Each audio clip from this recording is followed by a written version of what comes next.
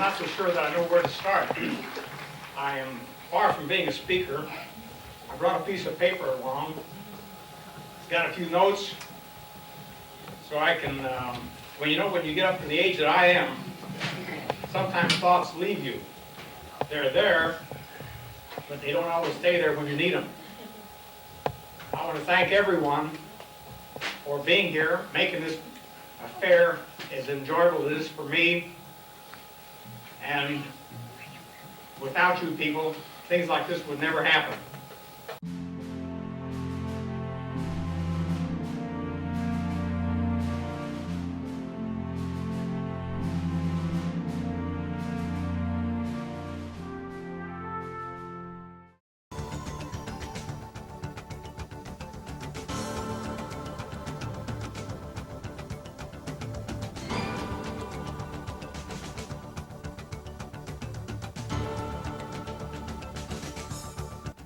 We're centrally located, which makes it easy for us to get the product to you. We're on a rail line and just minutes from the interstate system. Gard has the product, the capacity, and the people to meet the lubricant and fluid needs of cars, trucks, small engines, heavy equipment, and industry. We have an aggressive, proactive quality control program and the systems in place with the commitment to respond rapidly and accurately to customer requirements. We're here to provide product, service, and peace of mind. So, let's get together.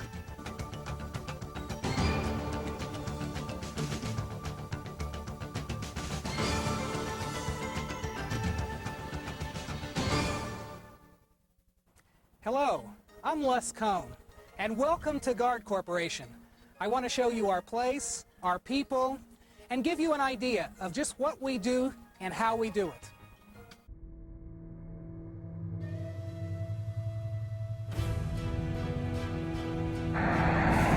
Right now, we are at one of the most iconic places in Zeta Louis' life. I think about this, when I think about Gard, when I think about what he built, what he went through, this little simple structure right behind me, with just 2 windows and a little door, is like just represents the tenacity that he had as an individual to overcome so much. So what happened right here at 72 North James Street? A major flood. This was where he was located in July of 1951. So what I want to do is read to you what he said about this exact space. And you have to look at the picture of him with the boots kind of squeeging up the street here. There's a picture of him right by the door, right where that black awning is. There's a Win oil sign circle right over the door, and the windows are stenciled with Sunflower Distributing Company. But let me read this to you. Incidentally, this great flood happened on Friday the 13th, 1951. And believe it or not, it rained somewhere in the region for 40 days and 40 nights. I can't forget the exact time for my warehouse, but it's right in the middle of the area that flooded. Kansas City. Kansas City, Kansas is between 2 bluffs, and the water of the Kaw River, which is also known as the Kansas River, the highest was at Coude Meatpacking Company. If I can remember correctly, was 48 feet. The area that my warehouse, right immediately behind us, was in the water that reached a height of 18 feet. Being as I am in the oil business, and oil is lighter than water, we had barrels float to the ceiling, raise the flat roof off the side walls, wedge themselves between the side wall and roof, and allow a large amount of our merchandise to flow out of our building and into the floodwaters. Those floodwaters then emptied out into the Missouri River, down the Missouri River, and eventually ended up in New Orleans, Louisiana. I can still remember standing on the only bridge between the 2 cities, the Intercity Viaduct, and watch some of my hard-earned money float down the river. The hard-earned money was in the form of canned merchandise.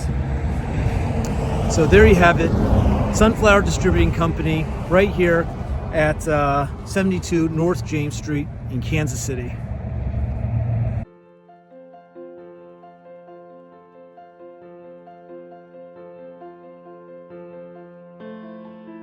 how infrequent is it that we have the opportunity to get together, and certainly in general, but to have the opportunity. Interview two corporate executives.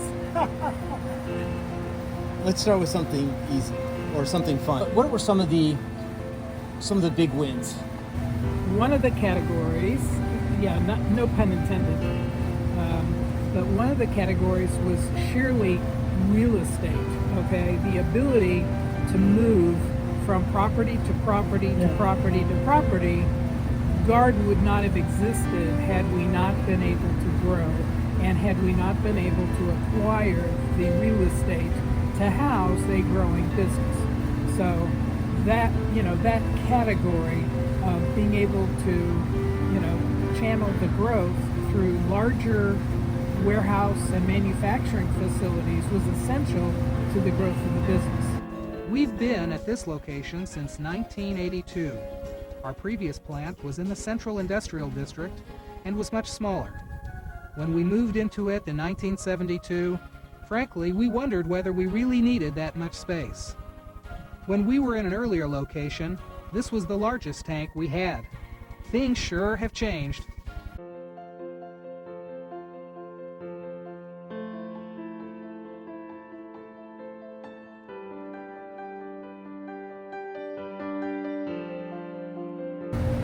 And the ability to be able to foresee the potential of real estate property that looked like a bombed out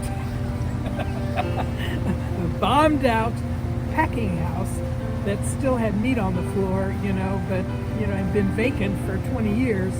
The ability to look at that brick building and say, I think that no problem, I think we can turn that into a manufacturing facility, and this is where we'll Not put once, but twice. Yeah. So, or maybe 3 times if you include 640 rentals. So I think, you got to say, Dan, your Zeta, Louis Cohn, he was the spark that was able to understand that you needed to be able to grow the business, you needed to have a place for the manufacturing, you had to warehouse the product, then you had to warehouse the inventory to manufacture the product. I grew up at 640 Reynolds, basically, but I was young.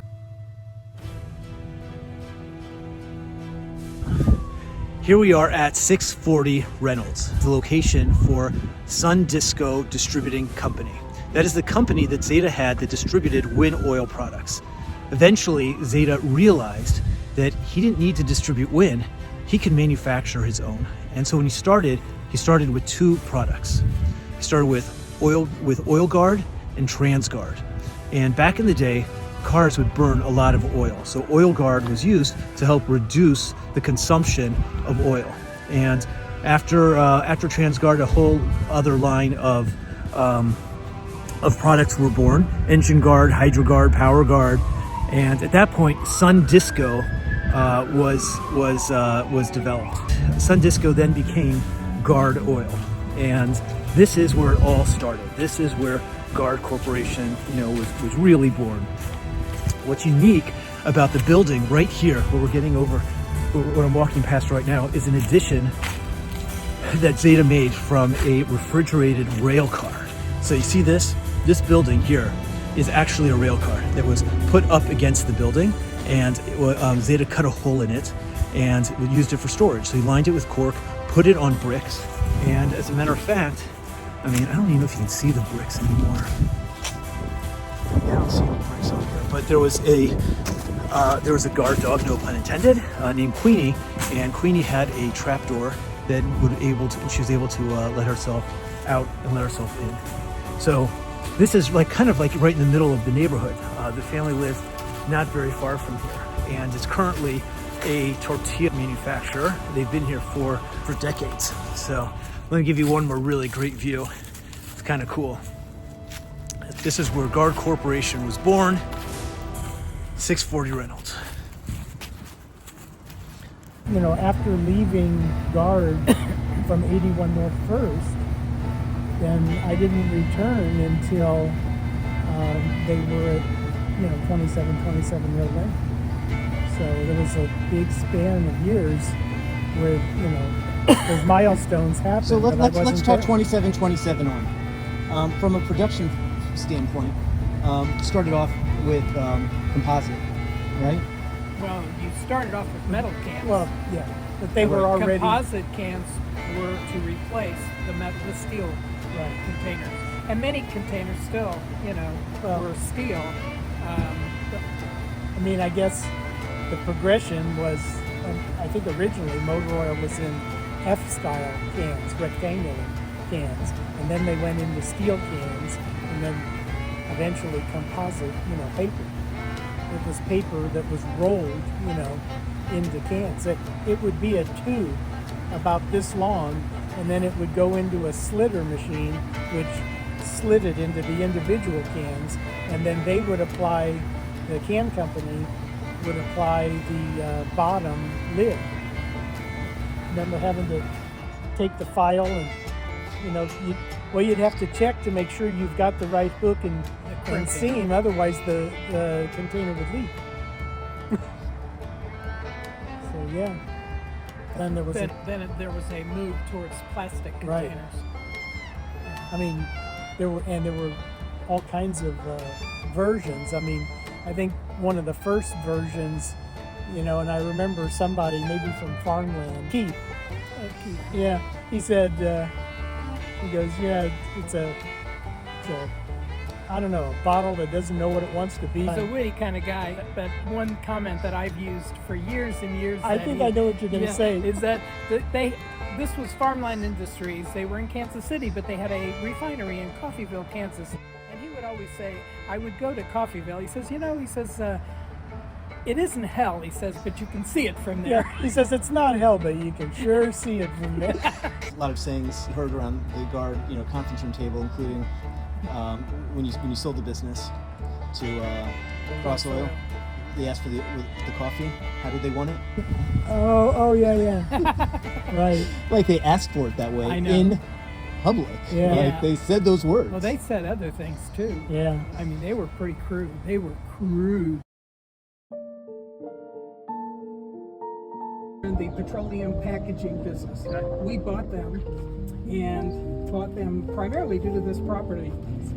And so this was our place of business from 1982 till 2000. Yeah. So we sold Till the he was business. born. Yeah, we sold the It's all your business fault. in 2000. Cross Oil. September of 2000, and then it still maintained, that petroleum field or something, but Martin something or other. Martin Oil, yeah. I can't imagine how much it costs to clean up that. Because I mean, the amount of EPA regulations. Yeah, we I got can't hundreds. imagine. Almost positive they didn't do that because we first moved in, our forklifts would get stuck and oil would percolate. Oh, They didn't do it. Beverly Hillbillies. So this was reception, and this is where I was. Okay, my first job was polishing this copper right here. I was getting about 25 cents probably a day to polish that copper. That was my first job. We completely got it. Remember the copper? This was the original founder's office. Is that right? And my dad's Oh my God. It's our conference room now. And Jack was in here and office So- over there. They did a good job at my office. Oh my gosh, it's gorgeous. It's really nice what you guys did. So my brother was my partner in the business, and he's in Denver, Colorado. So. Oh my gosh. You know they Oh, don't. and then you put in new Yeah, we put bathrooms. out there. Wow. Wow. That bathroom was disgusting. Will you tell Jeremy what this wall looked like with the first when you guys moved in here? What was in this room when you It bought was from a lab, Pension? yeah. No, but on the right of the lab, the computer. Oh, there was an IBM System 36 computer that was, I don't know, as big as most buildings, okay? And it only had like 3K of memory. So, your average iPhone, has like 200 times more memory than the... And it took up the entire room. It took up the entire room, yeah. Office Depot. I thought it was Yeah, over there. Amy said Office Depot's behind that door there. You can still go in the warehouse and see about a 1.5 foot up where there's dirt all the way around the concrete block when it did flood. That was October of 1999. Well, you're talking, that's when you're talking 1998. As soon as We were still in Essex. You could just see that line. That Amy was banging on the window Friday night, remember? Yeah. That Yeah, rain? there got was pictures. there was 7 feet of water. I remember getting a call from the fire department saying, are you the owner of this building? And I said, yeah. And he says, well, I just need to know. He says, I need to tell you that you've got 102 storage tanks that are bouncing up and down. The whole I can't believe when I pulled out here, the farm was gone. Yeah. And I'm he sure says, he's like, "We're not he says saying." none of the tanks are marked, so we don't know what's in it. You know, you need to come down here now and tell us what's happening. And that was an awakening. Flooding in the front and back is still a big issue. Oh, I'm When sure. it comes down to the ramps, I mean, we get, Yeah. and they put Snakes in some there. pumps in and it drains around across the street, but it still could take. When you days first moved in, trying there was a to- junkyard across the street, right? Oh yeah, there was a junkyard across the street, immediately across. 640 Reynolds, we'd get an entire truckload of cans. And I don't know why I remember this, but the driver, I think his last name was Mulder. Yeah. And he was, really nice. Put stacks of either 3 or 4. And like the 3 was for me, because I could only carry 3 and most people could carry 4. And then we'd stack them, like in your video, there's that front section, which is not really part of the original building. It kind of comes out. So that was the storage for a lot of the 24 quart, cases of empty cans. And you'd get to a point where you'd have to stand like on a ladder to keep stacking to get the height. So you'd kind of put it here and go, you'd launch them off, to have the other guy catch it and keep stacking. Yeah, I mean, it was floor to ceiling. Floor to ceiling. That was the first time I quit Zeta. I don't know, I was very young, and my job at the time, we were doing like quart cans. We were putting them online. And Zeta was the one filling them. It was a manual fill, the stomper. You'd place the can in the seaming machine, and you step on this pedal. The 24DS. Yeah.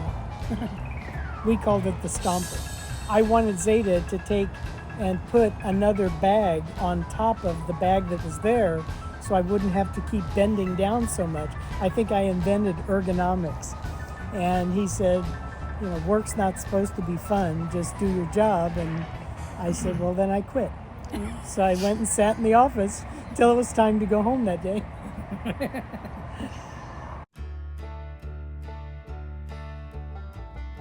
What were the primary products that Gard manufactured? The very beginning,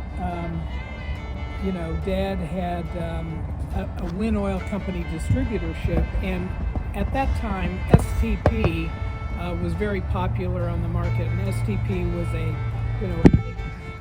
viscosity index improver, VI improver, just an oil thickener, I guess, an engine oil thickener is the best way to say it. And it was becoming very popular, and Wind Oil Company did not have a product like STP. It was new on the market because it was a polymer chemistry.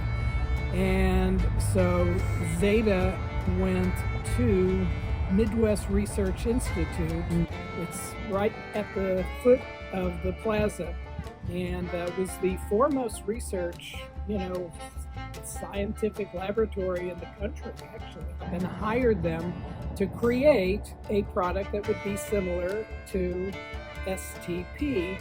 And his idea was that since Wind Oil Company didn't, for whatever reason, choose to have one, but whatever the case was, he saw the need to have this particular product to compete with STP. And so Oil Gard became the very first product that he manufactured. And all of this occurred in 1957 because he had 3 components: LD10, LD is Leslie David 10, and there was an RC7, and there was a JW. I didn't know that. A JW3, okay? because he didn't want to share what the common, the common chemical terms was. And so the very first two products were Oil Guard and TransGuard. TransGuard was something that almost all the transmissions in the country were leaking, and therefore he launched his own company. And at that time, he only had Sunflower Distributing Company, and so he needed to name this new company. And so he said, Sunflower Distributing Company, we'll just call it Sundisco Products Company. Sundisco Products Company was the predecessor to Gard Oil Company. There was a proliferation of products. Engine Guard and Power Guard were next, and he started capitalizing on the Gard family, the use of the Gard term. Hydra Guard and Engine Guard and Power Guard. Bowl Guard, which was a toilet bowl cleaner which had no shaykhs to the automotive industry. And but hey, the Bowl Guard was one of the only products being on a late night TV commercial.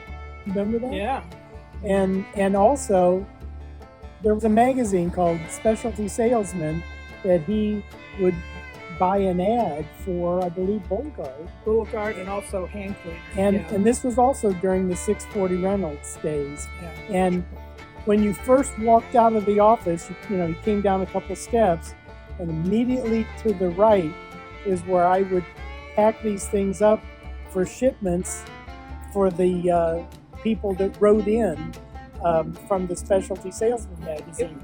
In those days, it was a mail order business. They'd fill out the form, with their name and address, city, state, and I'd prepare the packages to ship out. Yeah, we were the first Amazon. Yeah. It was not next day, but it was next month. So when did you work there? Like during the school year? Is this only during the summer? Is this like in the weekends? Most kids went to summer camp. My summer camp was the warehouse. We didn't refer to it as Gard. It's like you go to the warehouse. So he'd come in my room and wake me up at 5:30 in the morning or whatever, and I'd get up and we'd go off to work. How early did that start? How early Yeah, did... how old were you? 5? I don't know. Seriously, I was young. I mean, in other words, as soon as Jack could walk. That's why I was saying, you I don't need remember much requirements. I used to have to stand on like some pallets in order to put empty cans on the line. When you walked in the front office, and then there was a doorway to go to another, like a back office, but there was a set of shelves on the left-hand side, I don't know, maybe 3 or 4 shelves, and that's where he displayed all the cans. So I would have to take everything off and dust off the shelves, clean the cans, and put everything back in some kind of organized fashion. So how many different products are we talking about were being produced at 640? I remember helping package, ATF and Dexron and Ford transmission fluid, Type F, and all the motor oils. Like the heavy duty, which was a red can, and the non-detergent was a green can. The ATFs were a blue can. And the hand cleaner, oh my God. Hand cleaner came in a paper, it was, real thick, cardboardy kind of drum. And we used to have to lay the drum down, and you'd have this chain with a hook and a hook. And then you'd sit there and you'd be hoisting, with a pulley, and you'd get it to this bench-like stand that he made out of wood, and then you'd lay it in. It was like he made like a cradle for the drum, and then you would take and fill these things. But the other way that we would do this is you would leave the drum sitting on the floor, and you'd screw a hand pump, and we'd case after case after case, you'd hand pump these bottles of, hand cleaner. I remember when he developed it, and was intense about it because he, as a mechanic, would have literally black hands from grease. He wanted a product that would be able to, cut the grease and yet be able to be used in a waterless environment. And so he went to one of our competitors who had we didn't have a technical director or scientist, and he ended up having it packaged by the Bendix company. Lissette is right. It was really pitched as a waterless hand cleaner that, as a mechanic, you didn't have to go to a sink to wash your hands, and you could just grab a shop rag and clean, dry them off afterwards. And there was a plus to the formula. I think it also contained lanolin, which was supposed to make your skin feel soft, and it was good for your skin and probably caused cancer. Yeah, and so as years later. So as the picture showed, hopefully the mechanics would be using the big half-gallon pumper, but there was pints and 8-ounce that you could throw in your toolbox. That you could put in your toolbox or be sold on the shelf of a grocery store. Yeah. By volume, over the history of Gard Corporation, what was the product that was sold, you sold the most of? Windshield washer fluid and antifreeze, probably in terms of gallonage. I would just guess that in the 640 Reynolds days, it was motor oil. Right. Because you had, all the grades, and you had non-detergent heavy duty, right? And ATFs. Motor oil probably was the biggest volume. Probably with 640 Reynolds. Maybe even transmission fluid. The people who bought the transmission fluid and the motor oil, most of the motor oil that we sold was non-detergent motor oil, which means it was motor oil with no additives, which means that you shouldn't ever, ever, ever in your life put it in your car. Well, okay. But so the only people that would use it are people who would want to lubricate the wheels on Cub Scout race cars, or people who are driving cars that they have to put a quart of oil every 10 miles. Yeah, it was an automatic oil change. Wasn't it the motor oil that was on the bottom of the rack, or was that the TransGuard? And no motor oil was ever on the rack. So it was the quart products, the quart additives that were on the bottom. I think there were 2 TransGuard and 2 Oil Guard, and then the pints were in the middle. We've got a photograph now. So, what products, if I asked you right now, can you smell it, would come to mind? Gear oil. Carburetor cleaner. Oh my God. Carburetor cleaner was vicious. Carburetor cleaner, and this is going back to 640 Reynolds and even 81 North First. We should have been wearing hazmat suits and respirators, and it was probably highly flammable. It was orthodichlorobenzene. It was methyl ethyl chloride. So, you couldn't even pronounce the chemicals. And Todd, and we were drinking it. There were no gloves, no nothing. And you'd put the 16-ounce can or these cans, you'd put the can up at the filler and trigger the filler, and then weight would shut it off. But you were getting splashed all the time, But when your hands were dirty, Dad would say, go over to the toluene, the xylene bucket. Xylene and toluene, and we would just pump out some and wash our hands with it. Well, no. And it was totally momish. He had a 5-gallon... It was 100% carcinogen. He had a 5-gallon bucket that was with the quart packaging line, okay, with the old Bowser and the Panama, wasn't it Panama at the end, the seamer? And then you'd flip the case over and roll it down to the left for the glue to stick and before you palletized it. Underneath that roller conveyor was a bucket that was a mix of xylene and toluene. And That's what he would clean, greasy parts, and then Without and then gloves, there was a rag always just in there, you know, and you would just pick up the rag and wash your hands. It would, and that kind of stuff goes right into your skin. But since you mentioned toluol, it triggered a memory. So I was blending transmission fluid, and at the time we were blending the transmission fluid in I think a 350-gallon tank. The blending tank was 350 gallons. The orange. And there, right next to the tank, Mr. Safety, was a hot plate with open coils that would glow red. Okay. And we would heat up a quart can of solvent of toluene, which has a flash point of like, I don't know, the nuclear 80 bomb. degrees. Okay? And we would heat that mother up.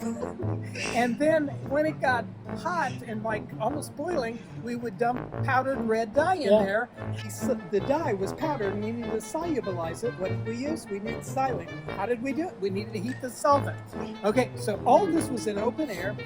I'm blending that day, so I put the hot plate on, I turn it on, I wait for it to heat up, and I put the whatever powder red dye in, and I decide to go up and get a cup of coffee or something up in the office. But this was at 81 North First. Yep. And in the office there was a window and you could see out in the plant. So I went up to get the coffee, I'm mixing the coffee, and I look out and there was a big flame that went from the pot all the way to the ceiling. And I said, oh, well, crap. If I'm not mistaken, the container that we used to heat the toluene in, I think was like an old Folgers metal can that Zeta had welded a handle on, so that once you made the mixture, you could pour it into the mixing tank. But yeah, if you spaced out and didn't watch that, you had a mess on your hands. What were just like, I don't know, maybe contracts that you got that were amazing? Well, I mean, from a contract standpoint, the purchase of Penn Central Oil Company's property was probably, a huge home run. That was, purchasing a whole business, okay? And that's when I came back into the business. And that's when you came back, and it was almost, I think, very critical for us to say, if we're going to be able to do this, we kind of need a family member. We need family to be able to grow the business. And so I remember, it was very important. I don't think we would have bought 27 Row or the Penn Central Company's assets, if Jack wasn't willing to come into the company. We really wanted that to happen. You moved in here what year? Around? We moved in 1982. And where did you move from? We moved from 100 South First Street, which is about maybe 5 miles from here. And what did that move mean to the company? Well, it meant a number of things. It enabled us to increase our storage, our liquid storage space. It put us on a rail siding. It gained us a few customers that the previous company had. Made us more legitimate because every building we always had was a former packing house. And now we had a really, true industrial manufacturing company that was built as an oil business. Everything starts with our raw materials. They arrive by tank car on our own Burlington Northern siding, big enough for 20 rail cars. And some materials come by truck. We're just 2 minutes from the interstate network and have a receiving dock with 10 dock doors and a separate shipping dock with 10 more doors. Materials arriving by tank truck or tank car are pumped into one of the 75 tanks in our tank farm. We can accommodate nearly 1 million gallons. Many of our tanks are dedicated to a single fluid, keeping them free from contamination and risk. We combine over 200 various ingredients to produce some 800 different products, lubricants, and related fluids Our formulations are accurately blended in 7 blending vessels and product compounders. We have 150,000 gallons of daily blending capacity in our plant. After blending, the product is transferred through our extensive pipe network to one of our 10 filling lines. Our packaging equipment is modern, high speed, and highly accurate. We achieve a very high level of accuracy in fill and are able to adjust our equipment very easily. Products are filled, sealed, packed in cases, and prepared for shipping. Gard's quart packaging equipment can fill over 20,000 quarts per hour. Each product is constantly monitored for proper fill, weight, and volume accuracy. Whether it's a petroleum-based lubricant or a water-based fluid, our equipment and our expertise lets us handle virtually any filling requirement. We can fill anything to an intermediate bulk container of 300 to 500 gallons. And for our bulk customers, we even fill tank trucks and rail cars. Then the goods are shipped to customers or warehoused until needed for filling orders. At any given time, we will have up to 1 million gallons of finished lubricants on our floor and ready for rapid shipment to our customers. And with Kansas City's Midwest location, we can offer short-haul shipping. Gard markets our own lubricant products, and we also offer a full range of services like laboratory services, terminaling, custom blending and packaging, and private label programs. For private label customers, we'll even design and produce the label, the packaging, and the support material. To maintain quality, we have a laboratory equipped with a Nicolet infrared spectrophotometer, a Perkin-Elmer atomic absorption spectrophotometer, foam testers, viscometers, nitrogen analyzers, and as you can see, considerable other instrumentation. Our laboratory enables us to test all of our products, making sure that they conform to the appropriate U.S. and international standard. The lab also enables us to develop new products quickly and inexpensively. We also prepare a retain sample, and we code each batch we produce. When I first came there, I was running the lab, testing incoming product and testing the blended product, and kind of shadow Logan and try and pick his brain, which wasn't easy because he wanted to keep everything close to the chest. And then eventually that, broadened out into doing the purchasing or, kind of the scheduling with him. He was scheduling the production. What was Logan's title or? Plant manager.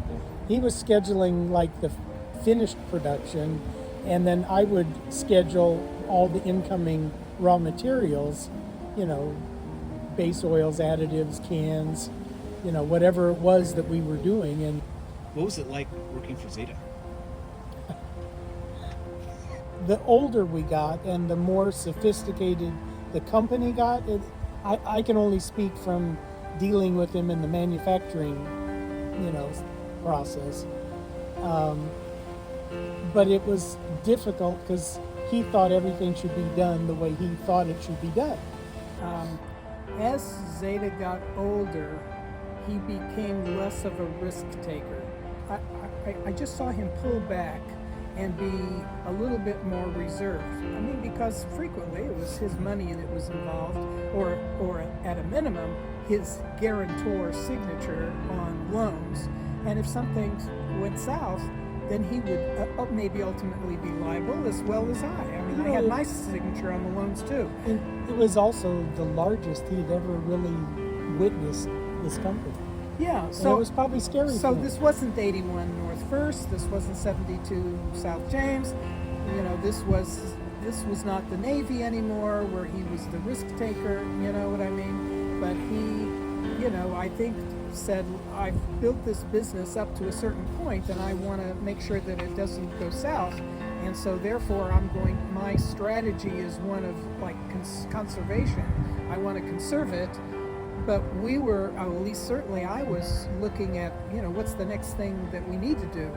what's the next customer we need to bring? What's the next product line that we need to be thinking about? Yeah. What's happening in the industry 5 years from now? And that's where I was. And sometimes that meant, Dad, we need to hire a person. Dad, we need to buy this machine.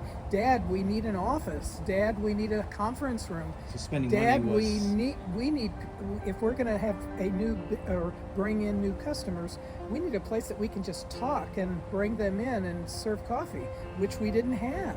And it was a big sell for us to be able to, Any little thing. really any little thing.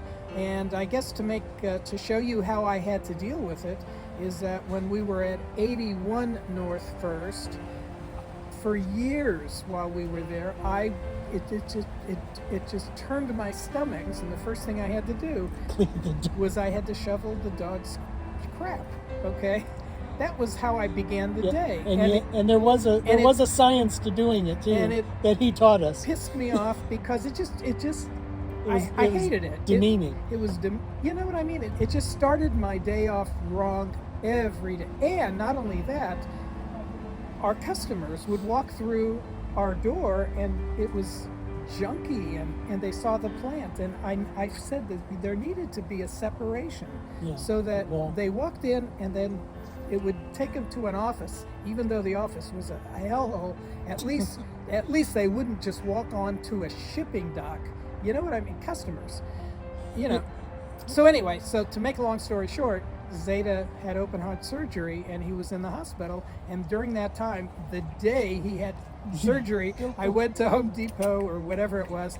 There was panels, and I built from scratch. I built it myself, the whole thing. I built and I had arguments with him for months and months and years, maybe, that we needed to build this wall, and he wouldn't allow it. So as soon as he got in the hospital, I built it. And I knew he wouldn't want to spend the money, so I didn't hire anybody. I just did it myself. Since we're all being friendly with each other, when I came back to work with Gard at the Row location, and Zeta would tell me, now you got to watch Les because he's a plunger. And that goes What's like a plunger? That he wants to move forward with projects, and he was holding back, But Les became the visionary, he really did, and he was trying to move the company forward in whatever direction needed to be for the times. We couldn't stay stagnant, and that was not in my expertise, and it surely wasn't in my dad's at that point in his life, unless took the bull by the horns and tried to do it. I attended trade show organization. My dad never one time went to a trade organization. They had sessions on what's going to happen next year, 2 years, 5 years from now. Well, he wasn't exposed to those things. Right. And so I would come back from these meetings. He did say, yes, you have my authority to go, because, they did cost money, to fly to these places and attend. But I would come back all charged up. I made this connection, this is what's happening in the industry, this is what's out the door for this year.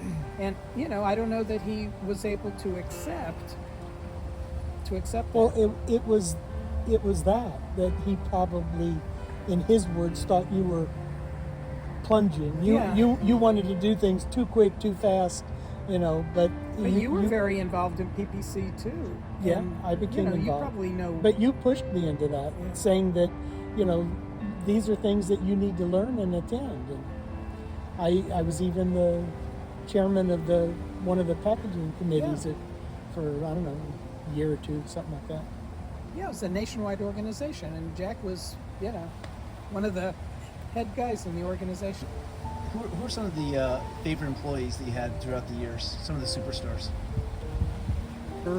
Go back to 640 Reynolds for a second. The one that really sticks out was a guy named Theodore Tivis. I couldn't remember his last name. Teddy Tivis. And he would sit there with like a hand pump, not one that was like this, with a lever, but one that you had to pull up and pull down, and he would fill, like F-style cans and whatnot. There was one in particular that I think that was pretty good was Larry Jones. He took an interest in this product called Crystal Cut, and he helped us market it and launch it, and he was the Mr. Crystal Cut, and was very helpful. Tom Kroom probably would have been a real winner in terms of his ability to get government business. Logan was excellent, I think he was a loyal employee. Jack was, performed well in his function in operations, because operations extended, not only to inventory control, but all the purchasing. And I mean, anything that was on the other side of the office, anything that was plant related really went through Jack, and the plant wouldn't work without Jack. So, yeah, I guess that would, we had some good people. I mean, even very low level people like Frank Collins, who was nothing more than a forklift operator, was a loyal employee. You could depend on him showing up every day. What were some of the thrilling contracts that you won? Walmart, Chevron Oil, Phillips Petroleum, and many of the government contracts, and when we were exporting to the Houthis. Fine, thanks for that. Algas. Mohammed Algas. Mohammed Algas. For me, the one I liked working with Phillips the most, they were real together with, they wanted you to do a good job, but whatever you needed to do that, they fed you that information.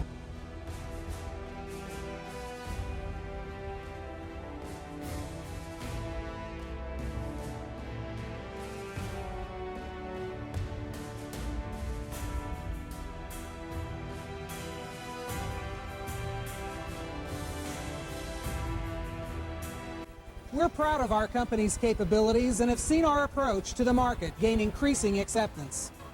Ingram's Business Magazine has twice rated us as one of Kansas City's fastest growing companies. And our capacity makes us one of the larger independent lubricant manufacturers in the United States. Yeah, and we did win an award from the Department of Defense for on-time shipping and quality shipping. What were some of the other military contracts? Watch Oil. I don't know what they did with it, but it was this little wooden jig that Zeta created, because Watch Oil was 5 cc's. Real expensive. So we'd have these little... A third of an ounce. Yeah, we'd have these little amber bottles, and you had this like syringe, and you would dispense just this third of an ounce or whatever, like this little heroin switch, little amber bottle, and then it had like a little dropper, with a lid that you screwed on, and then you had to put it in its individual box, and then so many of those boxes in a master box, and so many of those into a master case, and then stenciled with all kinds of military jargon on the outside. We manufactured oil that went into the Abrams tanks that went overseas to fight the various Gulf Wars. The first Gulf War, we could have predicted it because we would always paint the 55-gallon drums of oil olive drab. And a directive came through that the next contract we would have to be painting them desert sand color. And we knew at that time something was happening. They could literally take equipment and bury them over enemy lines. And they would put these, they would need to have rust inhibitors. You could parachute your troop over into enemy lines. They could dig up the equipment and be ready to fight. Another example, going back, before I got with you and we purchased the very first stretch wrapper, guys would hold a roll of stretch wrap and get dizzy running around the pallet. I'm surprised people didn't fall over.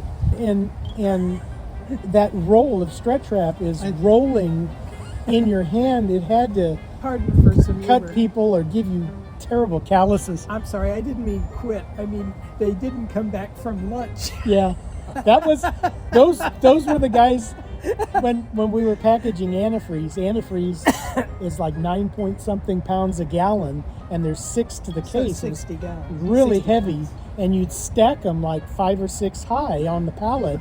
And a guy would, it was not uncommon for at 10 o'clock break, they'd go to break and not come back. It's like, where's Joe? He's not there. Or they'd go to lunch and just say, I've had it. Or, we'd call up Handy Dandy or whatever these temp. We'd send 10 people, and, at the end of the day, they'd go 5 home or something. Can I tell a quick story? This was at 2727 Row Lane. There was a pallet of racing oil, and Logan and I noticed that, wait a minute, wasn't that pallet like this high? It's like we thought that there was pallet or cases that were disappearing. So one morning we waited, Logan and I waited till everyone went to work, and then we took a yardstick and we went outside and we set it on the ground and measured the height of everybody's bumper. And then and then we waited until like after lunch, and we noticed, there's a couple or 4 cases missing or whatever. So we went back outside when everyone returned from lunch, and we measured the bumpers, and it was like, whoa, there's a lowrider here. Because they were like 50 pounds a case. Well, someone put 4 cases in their trunk, so 200 pounds lowered the bumper, I remember that was my idea. Why don't we just measure the bumpers? What we did is, so it wouldn't look like we were singling anyone out, we, one at a time, we, had people walk us out to their car and open their trunk. But we kind of let them wait for last. So every time someone came back in, they were probably, what are you doing out there, I don't know, they made us open our trunk. I don't know why. And then we finally opened their trunk, or had them open their trunk, and Logan tells the guy, what's that doing in your trunk? I don't know. Well, did you put it there? No, I don't know. And he says, well, who has your keys? Oh, I have my keys. I didn't do that. And, and he basically explained that, these guys rode together. He said, if you can't tell me who it is, I'm going to have to let all 3 of you go, or whatever, and no one would tell on the other person. So we had to lose, I think 3 people that day, but we, stopped the problem, which was what was important. Okay, let's shift gears, no pun intended. Who are some of the family members who's worked at Gard before? From the very early... You, Yeah. Avi, Amy, Ronnie, Becca. None of my kids have. Amy had the nickname of Rocket Woman. And Logan called me Rocket Man. Oh, Marvin and Bernie Schulman yeah, came down. But Marvin Cohn used to come down in the 640 Reynolds days. And one thing I remember about Marvin, I never could understand it. We'd eat lunch in the second office in the back, and Marvin would take his fruit. Fanny would always pack him like maybe a peach or an orange or something, and he'd take it, he'd roll it he'd roll it around on the desk. And I remember, like, what are you doing? Oh, it makes the peach juicier. It's probably something Sammy taught him. When Zeta would have me get him snacks, we'd go to Price Chopper, get him some apples, and he'd ask me to run the apple under warm water for a few minutes. He said a warm apple's juicier than a room temperature apple. How was Zeta compensated? Like, what was his salary at? Not literally, but I mean, well, for many as years, an owner. many years he didn't take a salary. Didn't take a check. Really? What years are we talking about? I'm not sure I could tell you without looking at old P&Ls. I mean, like, what decade? Probably in his 60s, maybe. I mean, when I first got married, I remember having a stack of paychecks that I was not allowed to cash. So, Mom and I did not. I mean, I was working 2 jobs, 3 jobs, and she was working 2. and we were just, doing as much as we can when we first got married. And I remember, like saying to Dad, I said, hey, can I cash that December check yet? It's February. It's gone stale. When can I cash it? And he would, look at the books and, okay, yeah. What were the years of plenty at Gard? There were 2 or 3 at the very beginning. This was before I joined. I mean, I was still a kid, but his 1960 area, he went to Marvin Kritzler, who owned a Mercury and Edsel dealership on Minnesota Avenue, and he was from the Kansas Jewish, families, the Kritzlers, from Ohev Shalom. And he walked in and bought an Edsel and paid cash for it. Yeah. Okay. So, and he did that because of Oil Gard and Transgard were like, he was selling it all over the country, and he was envisioning going into Kmart, which Kmart, I believe, was the first, mass merchandiser. And that was his dream, was to be able to market to mass merchandisers. And so he thought that the years 58 and 60, he was going to be a millionaire. And and so, but there were lots of reasons why it didn't happen. I only remember one lucrative year during the 27 road days. Yeah. I mean, one time I remember there was a bonus. What was it? Why? What happened that year that things were good? Well, we just did a lot of antifreeze packaging. We had some government contracts. We were selling crystal cut. I mean, things were just a big year. Popping on all cylinders. I don't even know why I have this, but what is this? Couldn't come out of our place. There was a Jewish guy who was president of KI, and he started labeling a bunch of his products with our name on it. And I think it was Nathan Cabell. That's a knockoff. Yeah. That is not a Gard product. And obviously, you look at that is not Gard. But Gard obviously reached a point in the marketplace where someone felt it was valuable enough to actually create a imposter product. Right. What is this an article for? Well, the Oil Daily was the major industry news publication for the oil industry, and this particular issue, which was March 6, 1989, featured the packaging lubricants calendar of events, and it featured Gard, and they asked us to be on the front cover. All right, so on the cover of the Rolling Stone. So how did that feel? I mean, that had to be like... Yeah, that was like we were on top of the world. Yeah. I think that was right after we, purchased 2840. What was Zeta's vision? Like, ultimately, besides building a company, his passion for the industry, like, what was...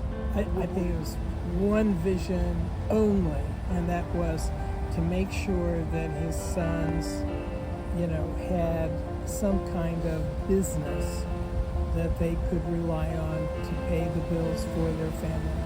Yeah, I would. Period. I would agree. He wasn't looking for any kind of,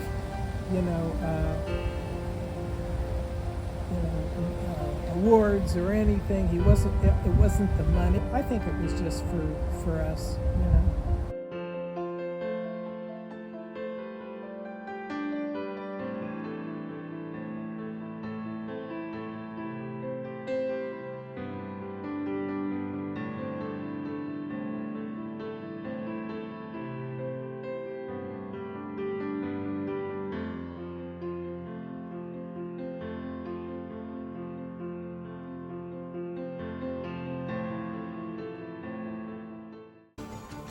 So basically, that's the Gard story. Okay, I'm just telling stories to They kindle up.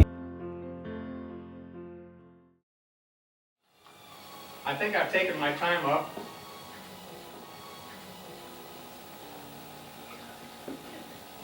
And I want to again thank everyone for being here, for making this a joyous occasion. it's kind of odd, very odd, for me to see this is for me. I just don't understand it. I don't mind coming in and having the same thing happen to somebody else, but for me, I feel like I'm standing here like a thorn in some kind of a something. So, again, many thanks. It's been wonderful. I've enjoyed it tremendously. And let's hope. I just bought a bond the other day for $100, and it won't come due until 2025. And I've got to be around here to collect it.